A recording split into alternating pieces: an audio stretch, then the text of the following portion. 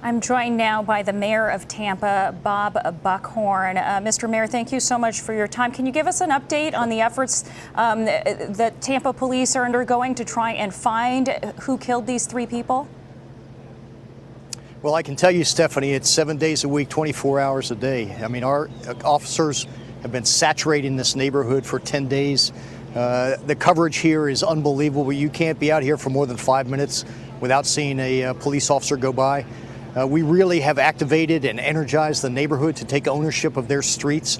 They're not going to give up. They're not going to let evil win this, Stephanie.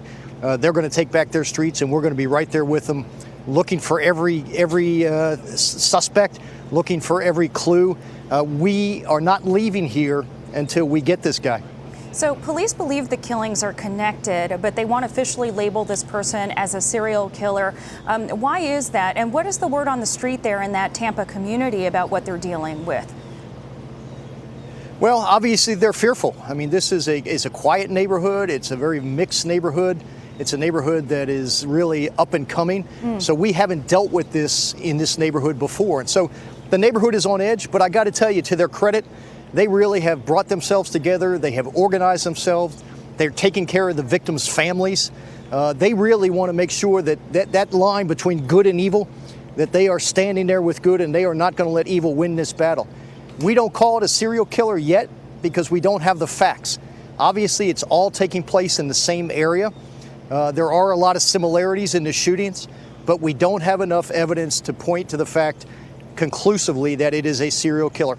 If we do, we will have no hesitation saying it, but in the interest of making sure that we're projecting right information and correct information, sure, we don't want to go down that path just yet. Yeah, that makes sense. Are you taking any special measures as far as keeping people safe? And you talked about the number of officers on patrol there looking for the potential killer or killers. For example, are you suggesting people stay inside at certain times, anything like that? Actually, no, Steph. We want people out on the street. We want people walking their dogs. We want them being safe. Obviously, we want them turning their porch lights on.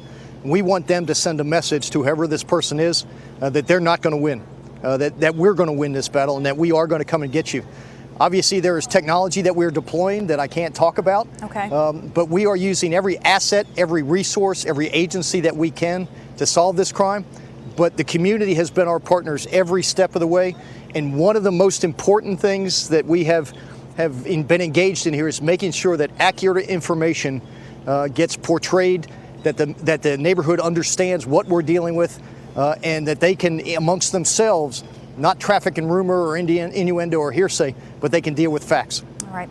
Mayor Bob Buckhorn, thank you so much for that update. We'll stay in touch with you. Sure.